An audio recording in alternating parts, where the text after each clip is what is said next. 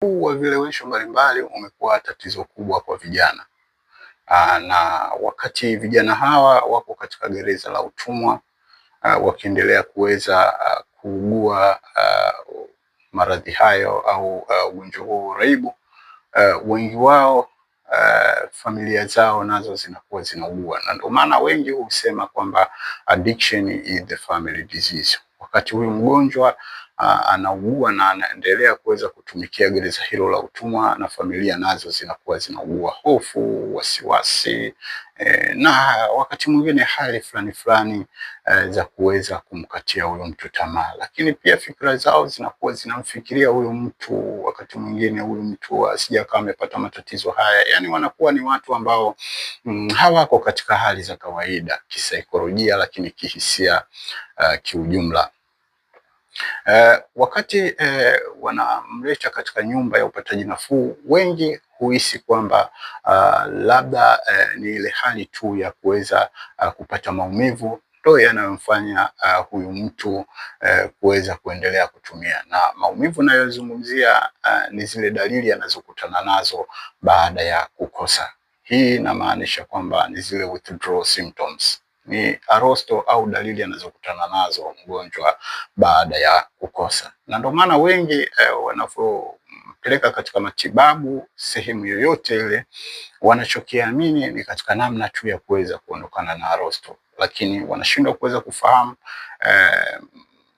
uraibu ni ugonjwa ambao umeathiri katika mifumo ya akili. Anahitaji tiba ya kisaikolojia zaidi, lakini umemwathiri katika namna anavyoweza kujihisi, na ndio maana anatakiwa kuweza kupewa emotional support.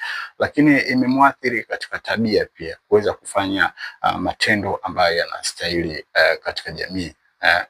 Lakini pia katika moja ya vitu ambavyo unaweza kuthibitisha kwamba huyu mtu anahitaji tiba ya kisaikolojia ili kuweza kumuimarisha zaidi kiakili, huyu mtu kabla ya kuanza kutumia hivyo vilevi alikuwa anaweza kuchukua majukumu yake na kuweza kufanya vitu vingine ambavyo vinatazamika vyema katika jamii. Alikuwa vile vitu vyote ambavyo vinaleta faida katika maisha yake alikuwa amevipa umuhimu. Lakini baada ya kuweza kufika katika gereza la utumwa, huyu mtu vile vitu vyote alishindwa kuweza kuvifanya. Alianza kuweza kupunguza vitu kidogo kidogo, na mwisho wa siku akabaki na kitu kimoja tu ambacho ni kilevi kilichoweza kutawala maisha yake. Na ndio maana wengi wao kama wana watoto, basi wanahudumiwa na mama zao, wanahudumiwa na bibi zao, au wanahudumiwa na ndugu zao wengine, na si wao kuweza kuchukua majukumu yao kwa wakati. Pale pekee utathibitisha kabisa kwamba huyu mtu yupo na umuhimu wa kitu kimoja. Lakini wakati huo unajikuta yule mtu yeye mwenyewe binafsi tu hajijali, na kama alikuwa labda anapenda michezo mbalimbali, hafanyi tena michezo. Yeye anaishi kutumia, na anatumia ili aishi. Fikra yake imetawaliwa na kitu kimoja. Lakini katika hisia, mara nyingi anakuwa na hisia za hamu ya kutaka kutumia, ni kwa sababu ndo fikra yake ilipokuwa imegamia. Tunasema kwamba katika kile lile wazo lililo katika kichwa chako, basi ni rahisi lile wazo kuweza kutengeneza hisia. It depends na situation gani ambayo imetokea. Lakini kama huyu mtu fikra zake zimetawaliwa na hicho kilevi alichokuwa anatumia, basi ina maana ile hamu ya kutaka kutumia huwa inakuja mara kwa mara. Lakini wakati mwingine huyu mtu anapokuwa yuko down kihisia, ana hisia za huzuni, labda wakati mwingine anaweza akawa na hisia za wasiwasi, au ana hisia za hofu, au wakati mwingine akawa na hisia za hasira sana. Mara nyingi katika kumbukumbu ya ubongo wake, unapoleta kumbukumbu kwamba kile kilevi ndicho kitaweza kumfanya aweze kutulia.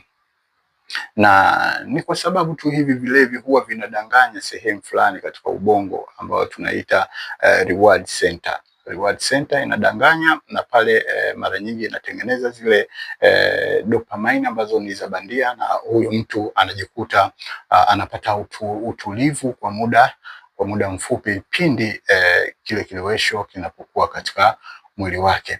ambapo sasa anakuwa hajatafuta solution yoyote ya matatizo aliyokuwa nayo, kiasi kwamba kile kilewesho kinapoweza kutoka katika mwili wake anajikuta anayaface tena matatizo vile vile kama yalivyokuwa mwanzo, na pale hujaribu njia ya kuweza kuwa anatoroka mara kwa mara, na ndio maana wengi husema kwamba uraibu ni ugonjwa wa kutoroka, escaping, kutoroka.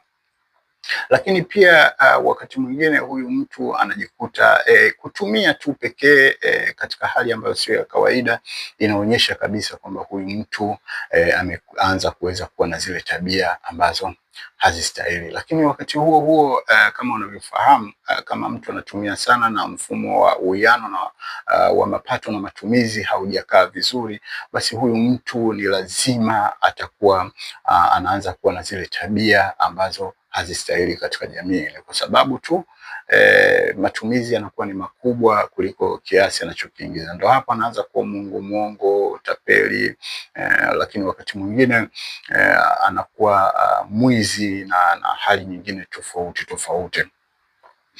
Lakini pia kama wakati mwingine anakuwa anakosa hichi kilevi, kuna baadhi ya hisia ambazo zinakuja za hasira, na kama unavyofahamu hasira jinsi ilivyo, kama haujajipa muda wa kuweza kutuliza akili yako na kuweza kufanya maamuzi ambayo yaliyokuwa sahihi katika hicho kilichosababisha wewe kuweza kupata hisia za hasira, basi ni rahisi kuweza kufanya kitendo ambacho moja kwa moja baadaye ukajikuta unajijutia, kitendo ambacho hakistahili katika jamii. Na mara nyingi waraibu wanapokuwa katika hali kama hizo wanakuwa na ile mihemko, na mara nyingi anakuwa na maamuzi ya haraka katika kuweza kufanya kitendo, na mara nyingi vitendo hivyo ni vile ambavyo havistahili katika jamii. Kwa hiyo tunapoweza kufanya utengemao kwa mraibu, tunaangalia katika maeneo matatu: namna